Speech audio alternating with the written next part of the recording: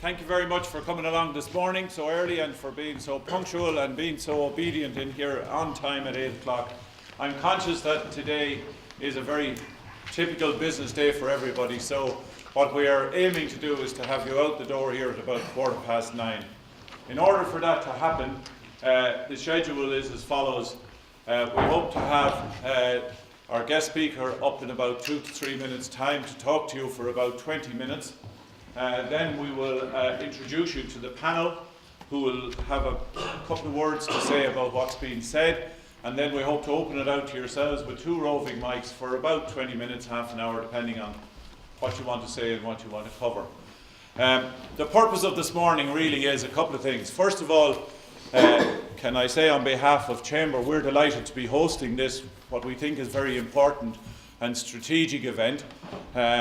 I'd also, especially at this stage before we start, like to thank one of our panelists, in particular Tom O'Keefe from EY, for sponsoring this morning's event. It's really very much appreciated, and I'd like you to show your appreciation, please.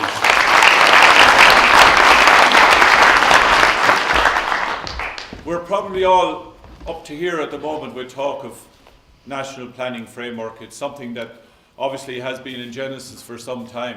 And the great positives, I suppose, from it are that it seems that at long last we have a government who are trying to make a plan over a reasonable period of time going forward to 2040. Locally, we've been very much consumed with the exciting talk of the developments in the North Wharf and Michael Street and so on, which obviously are more and more than welcome and are going to be crucial, I suppose, in giving us the impetus as to what we want to do with our city and its environment. And I suppose at the end of the day, it is, as we say, an opportunity in a generation. So the purpose of this morning really is to reflect and to discuss what we all collectively think is the right way forward for Waterford, given this as, if you like, the major stepping stone forward. So the format this morning is that we are delighted to have as our guest speaker John Moran, who's formerly Secretary General of the Department of Finance. John is a director in the European Investment Bank, and I think as importantly as his credentials and his experience is the fact that he really buys into the fact that this is an opportunity for Ireland Inc. John is a Limerick native, and he is very much thinking for Limerick the way we should be thinking about Waterford. So John is going to give us, I suppose, his insight into where he sees things and the questions that he and Limerick have been asking themselves. And this is not about Limerick this, Limerick that, and Limerick the other. It's provocative. It's meant to be for us here as a collective to think about where and what we want to do. In Chamber, we sometimes say it's lonely. We're there representing you, the business people of Waterford, and believe me, we do our best, but we need to have the quality and feedback that you people here possess, because if we don't get this right, it's shame on all of us. So I think it's very important to get, as I said, the buy-in and the proper thinking about where and what we can do to maximise the opportunity that's being presented to us. So, without further ado, I'd ask you to put your hands together for John Moran.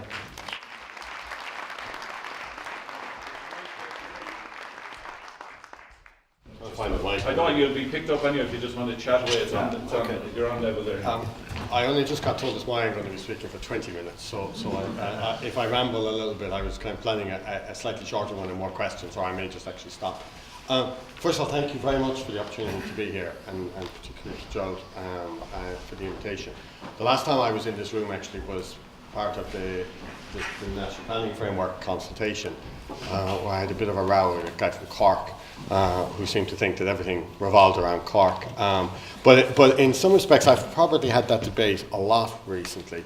And I've enjoyed it certainly as a challenge. Thanks.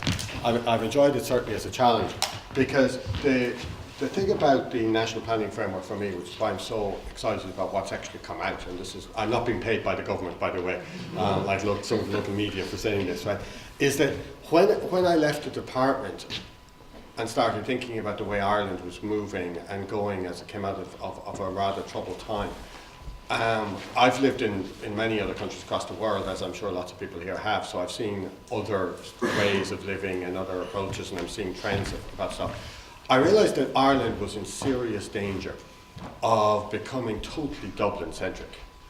And so I went out and sort of said, you know, you have to rebalance that, and that using the best principles of rebalancing it, it is going to mean building up urban hubs across in other parts of the country to actually allow people a new choice of living and a new way of living in Ireland. And that unless we did that, then the only way for Ireland to remain competitive in the international field would be to divert so many resources into Dublin to make Dublin work so it could grow to be a city of 2 or 3 million people, that socially it would become unacceptable across the rest of the country.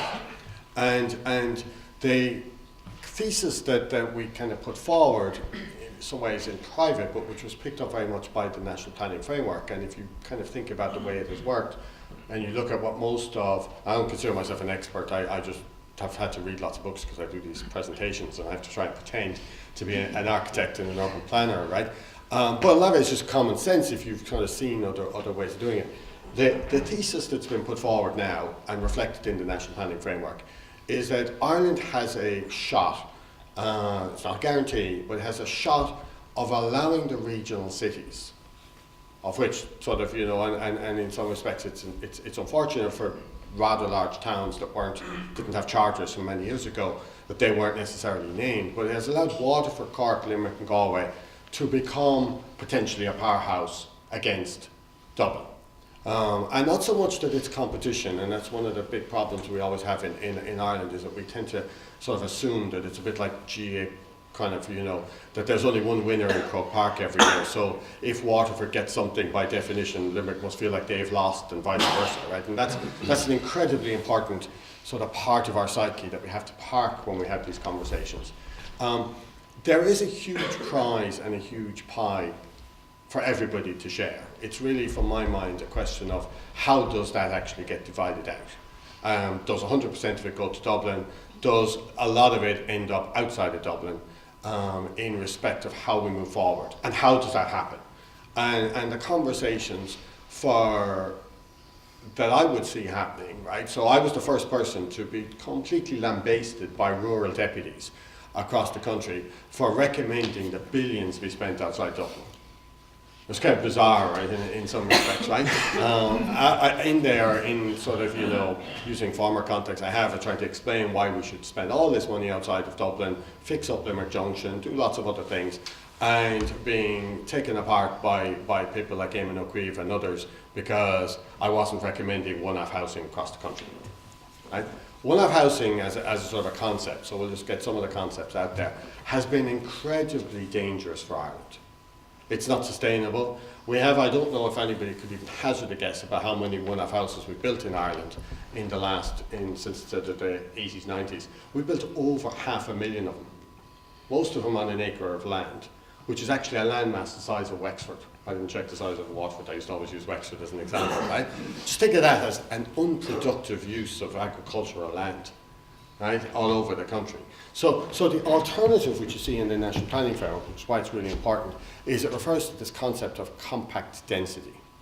Or I think it's compact growth, actually, which is a recognition that it's time for Ireland to turn things back in another direction.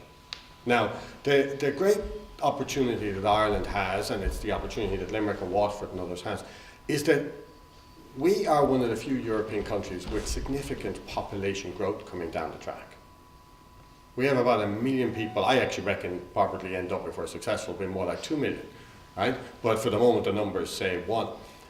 We have 1 million more people trying to live on this part of the island as opposed to Northern Ireland, which could itself have population growth if Brexit doesn't end up ruining all of that. And that's a very significant number.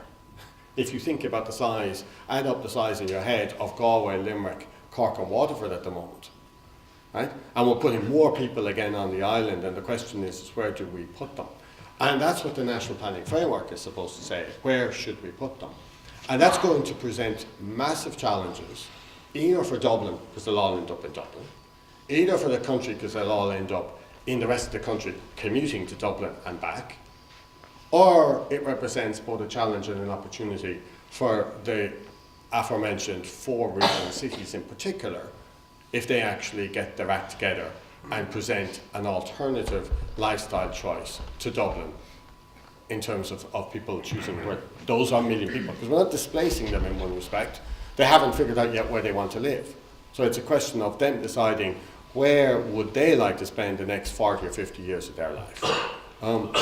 Now, when I get to some of the issues that we need to address, right, and people have often asked me, why am I kind of spending so much time on this? And indeed, why are we spending so much time on it in Limerick and stuff like that? And it comes to the chamber and it comes to sort of things happening in Waterford. We now have a group of people in Limerick that have been motivated in the last couple of years by looking at the city that they love and realising that there has to be a better way, right? But they also have all kind of figured out, and I've described it kind of somewhat facetiously as I don't know how many people know that there's a video game called Sim City, right, where you kind of make your own city. It's actually an opportunity for those people who are not politicians, by and large, although the politicians are involved. They're not just the chamber, although the chamber are involved. It's an opportunity for that group of people to actually play a meaningful role in deciding what the city that they want to live and grow old in will look like.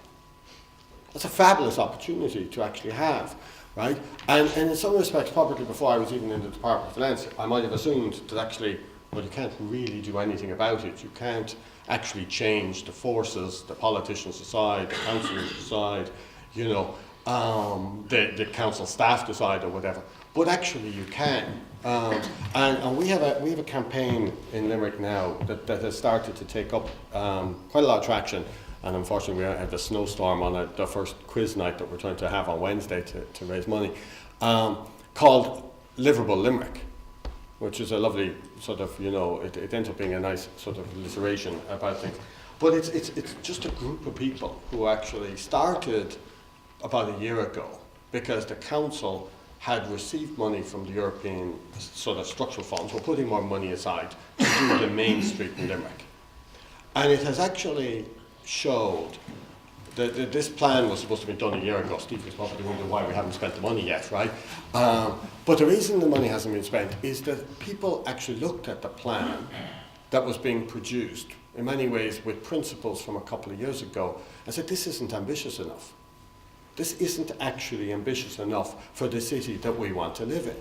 And so this whole debate is taken up about what should a city be, what's the opportunity for a city, and how should city living actually look like in a city of the scale of Limerick. And actually this is where the parallels with Waterford become very, very evident, right?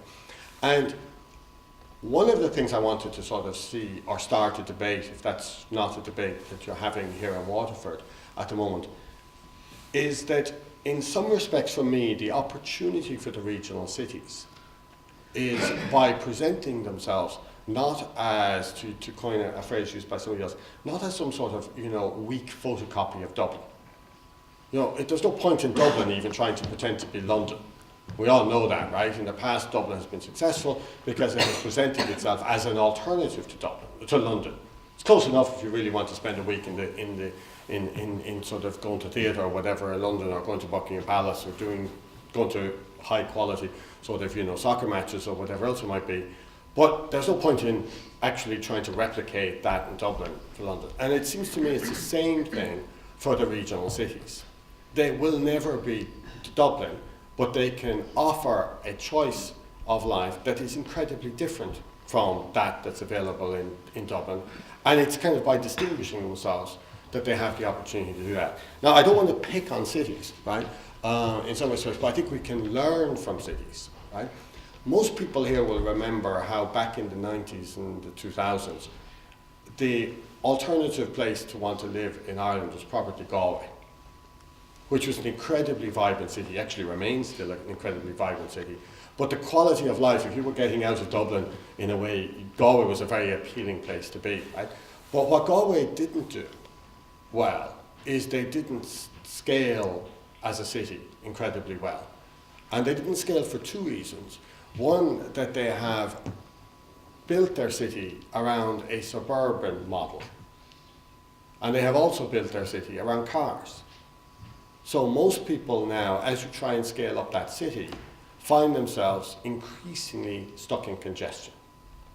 To the point, actually, that there are parts of Galway now where you could probably spend longer getting in and out of work than you do in Dublin. Now, I was going to talk about the EY offices here in Waterford, right, as an alternative choice, right? So think about these numbers, right? If you spend an hour commuting in Dublin, and that's not by any stretch of the imagination a short commute in Dublin, but it has become a sort of an Irish norm that you should commute an hour, and so people almost kind of compare, oh my God, I have a 2-hour commute to work, which is bad, because it's double 1 hour, right?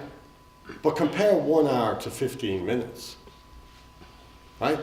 That's actually an hour and a half a day. That's an extra day a week that you're working, right? It's almost 2 months, sort of, every year. It's an extra year you've worked every 6 years, right? And we don't value time enough in Ireland, right? But imagine if somebody says to you, if you will move to Waterford, I'll give you an extra year's salary every 6 years, right? Over a lifetime, that's multiply 6 years, 30 years of work, you get 5 years of salary, right? You almost buy a house, you can buy a second house for that, right? Now, if you can manage to work in EY, looking out over the park, you can walk out, you can have a sandwich out in front of the park, and you live around the corner. Now you don't need a car. That's 6,000 euros of pre-tax income that you get in your pocket every year, on top of the extra salary every 5 years. Now you can do the maths and you can sort of add that up. Everybody here knows what their salary is, right? And how much they could spend with that. And we in Ireland haven't figured this out. Some people are starting to get there, right?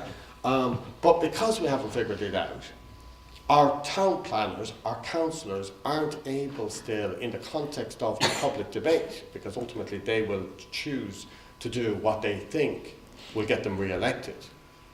We haven't built our cities that way. And that's where I think that when we look at, some of the stuff that's been done in the public realm in Waterford, some of the stuff that goes on here, we look at it with envy from Limerick, certainly, I can tell you that, and I think probably people in Dublin look at it with envy. You think about the drama that's going on in Dublin at the moment to try and reduce the amount of through traffic on College Green. Right? And you think about what you've actually achieved here in Waterford and you see how you can do it. But the future for Irish cities is not necessarily to stop sort of all of the growth that's occurring on the edges of them, right? Because there are some people who will still want to do that. But it's to have really honest, meaningful debates about what is the lifestyle choice that people actually want. I can speak from personal sort of experience, because the first thing I had to decide is if I was going to become synonymous with Limerick, as I seem to have become these days, but I was living in Dublin, the question was, well, actually, doesn't that sort of seem like a bit of a contradiction, right? And it got me thinking about, well, do I really need to live in Dublin? Right? Now, professionally, I do a lot of stuff in Dublin, I do a lot of stuff in Europe, so there's a reason to want to be in Dublin. But I have actually decided to move to Limerick. And here I become like a reformed smoker, right? Because when I moved back from New York first in the 90s, which is kind of ironic because I was living in Manhattan in New York, right? I felt like the right place to live in Limerick was one of those suburban estates out beside where my parents were, where I went to primary school, where I had a garden and I put a hedge around the garden and I used to have a car and I would drive backwards and forwards. Now, I was living in Limerick and working in Shannon, so of course, the way the things worked, you probably did need a car. Right? But this time around, even though that house is there, I'm not going to use that house. I bought a place in the city centre of Limerick, right beside the train station. So I can actually, my commute to the train is 4.5 minutes. Now, it'll never be 5.5 minutes, unless I stop to meet somebody and talk to them. So I don't have to go to the train station 10 minutes before the train.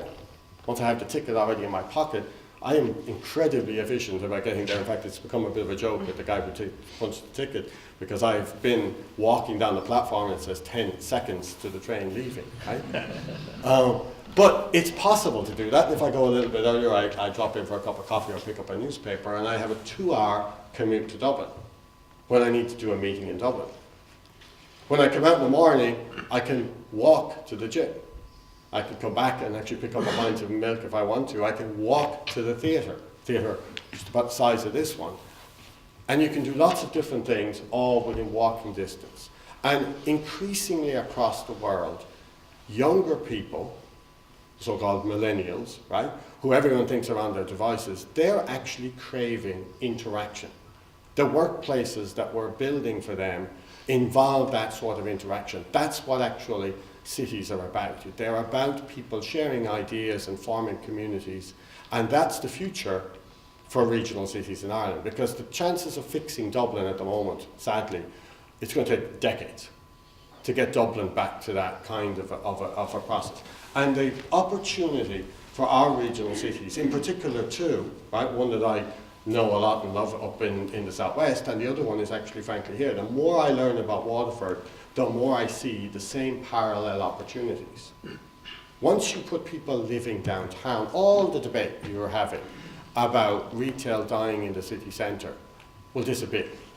Because as soon as you live downtown and you don't have a car, guess where you spend your money? In the shops around you.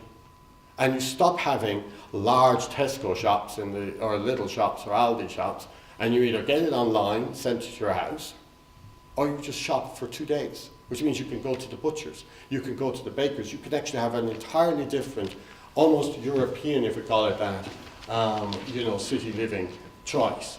And it's not for everybody, but it is increasingly becoming the lifestyle choice of both young people and people at the other end of the spectrum who are realizing that life out in a big house outside cities or outside Irish towns is maybe not as fun as it used to be when there were 3 or 4 kids running around in the house. And parents who have lived that lifestyle are realizing that actually for their kids, it's much more interesting to see them able to walk down to a drama class or walk across to an AstroTurf and play football than them sitting with a video game on their own as family sizes get smaller. And it's that social interaction, it's the diversity that you get in cities. It's actually having your kids mixing not just with people all earning the same amount of money as mum and dad, maybe in a nice school out in the suburbs, but actually mixing with young kids from Poland, young kids from Estonia, young kids from other social backgrounds in Ireland, and actually that is what is creating a really powerful urban experience. Which brings me back to Waterford, right? Which is, you now all have to decide which model you prefer. Do you want to go to the Galway model? Do you want to go to the Dublin model? Do you want to actually try maybe for something different in respect of it? The other big choice you have, I think, to make in the context of the National Planning Framework, and that first decision and conversation is absolutely essential, right? In terms of whether you want this walkable sort of, city, because that will mean spending in priority for social services, for public services downtown. It'll mean putting money into sort of, facilities like this. It'll mean putting more kids' playgrounds within walking distance of here, right? But if you make that decision, I think you have a running shot at being a really powerful part of what I would love to see in Ireland, which is the 4 regional cities working together. Now we'll have a bit of trouble between us in this room getting Cork to come on board, but they'll get there, especially if the other 3 are on board. Right? And I have talked, actually within this room, I talked about the idea of not building an M20, but actually building an M24 so that you connect up Rosslare to Galway. Right? And you can still allow the people to go by motorway from Limerick to Cork, they just have to drive a little bit further. But I would, as I said in a tweet recently, think that the people in Cork would give up 10 or 15 minutes of their time driving at 120 kilometres an hour to save €1 billion for the country. Because €1 billion would do one hell of a job of putting in infrastructure into Cork and Limerick and Waterford, and we could even have a big bunch left over for Galway, right, if we did that. But I think there is a question that I've been posing to some of your own leaders here since I came down, which is I still don't know, as somebody who does this speaking about this idea of an Atlantic corridor, right, whether Waterford wants to be part of it or not. And I think you need to decide that. Don't ask the politicians in Dublin, don't even ask Stephen to decide it for you. I think That is a key decision for Waterford to make. Right? I remain reasonably convinced at this stage that the recent programme has given enough of a leeway to Galway, Limerick, and ultimately to Cork to go for it on an Atlantic economic corridor, which I've been a big fan of, and I think that's the sort of the opportunity. Right? What that looks like is it looks like a kind of effectively an area of land that when you're looking at it from Beijing looks like the same place. Right? If you don't know anything about GA, you don't realise that they're three different places, right? Especially when there's a connectivity between them. But it has three universities, has over 1 million people. It has the Burn, it has Blarney Castle, it has Connemara. It looks like a pretty good IDA brochure for setting up your company. And once you decide that's where you're going to go, you decided you want to be in Ireland, you've decided you want to be now on the economic corridor, let's call it, sort of think California versus New York, right? You've decided you want to be in the California lifestyle that you have in the Atlantic economic corridor. You now decide, well, will I go to Galway, will I go to Cork, or will I go to Limerick? And we have to move to a point in there, in that part of the world, where it doesn't matter where that company goes, that's a success. It's not a failure. It's not a loss to Limerick if they suddenly decide to put something in Cork, and vice versa, if they put something in Limerick, it's success. In the same way, frankly, I've never heard anybody in Dublin giving out because an IDA factory or an FDI factory has gone to Leixlip and not Cherrywood. But it takes almost as long to drive between the two of them as it takes to drive from Limerick to Galway. GA jerseys again, right?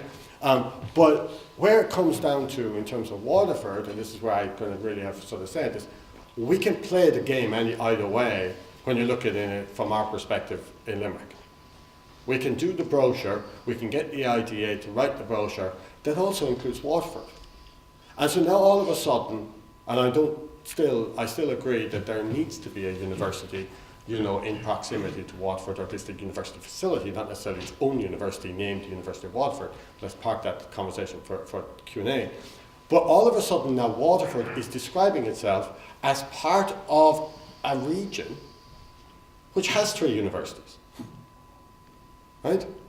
And it has a lot of other things. And we can actually now add Tramore onto our list of places in Garvan and a lot of other places. And the power of that combination is much more compelling when the alternative is done. And whether a factory ends up in Waterford, whether it ends up in Galway, again becomes a success for that new region. And that's where the second thing, which is the regional connectivity, comes in. And that's where Stephen really has a lot of power because he has the pen on a lot of this stuff, right? That's where, if Waterford can help by making up its mind, whether it wants to be part of that bigger family or whether it wants to remain as just a big guy in the southeast, it's a key decision you need to make in order to help us to decide how to play. Because certainly from the perspective of Galway, I've seen them move tremendously far in the last couple of years, and they're even talking now to the Galway Chamber with the Limerick Chamber and others. Clare are now involved. I think that if you started to get the Waterford sort of, impact in, next thing is Tipperary now have a vested interest in this, frankly parts of Laois have a vested interest in it. All of a sudden you genuinely create a block of political power that when it goes up to Dublin, you actually get to... Just give it in the 1 That's minute. my 1 minute, right? When you get up to Dublin now, what happens is that you have actually a block of political power able to demand resources for those areas in a selective way. And this is the last insight I'll give you, right, which is when I gave to Paul yesterday. When you're in Dublin and you have to make allocation decisions, right? And Waterford wants one, Limerick wants one, actually Killarney wants one, the West Kerry these days wants one with the Healy Rays, right? And Galway and everything else. The easiest decision is to just put it into Dublin. Because if everyone else is fighting about where they want or what they want, right, you kind of end up sort of scattering bits and pieces across the rest of the country, with the result that it's not meaningful for anyone. Everyone kind of gets a quarter of a hospital, right, as opposed to a big hospital being put in the middle of 4 places. And therefore, the decision making goes wrong. And the other example I've used on this and you'll get a sense of what I mean by that, is if you ran and imagined that road running from Rosslare to Galway, and everyone in this room was the head of IKEA. Probably most people know IKEA, right? IKEA are in North Dublin, up by the airport, and everybody goes there. It's a bit like the Kildare Village kind of concept. Everyone drives to the place, right? But if you actually had to choose a second location for IKEA, which they're currently reputed to be going to Cork, right? Because there's more people living in Cork than anywhere else in the country. You might really seriously think about putting it into Care, which is within a very short shuttle ride of Limerick Junction. So now all of a sudden everybody who doesn't have a car can actually get a train and get on the shuttle and go into IKEA, do their shop and actually have it shipped back up to their house that evening rather than carrying it up in a van, right? You could imagine the whole of that space between Limerick and Waterford and Cork and Portlaoise becoming a logistical centre for the country. But one logistical centre for the country that is meaningful and actually very close to agricultural heartland Ireland in terms of the ability to ship stuff around. So I'm going to leave it there. I hopefully I've kind of now got your mind spinning about like not having dumping cars and moving into town. And we will no doubt have in Waterford the same issues we have in Limerick about how do you actually, or undo sort of the building regs that were built for greenfield stuff and everything else to make heritage buildings work. But that's the future, and I know that your own city manager understands this in terms of what he's trying to do. And so hopefully, thank you very much.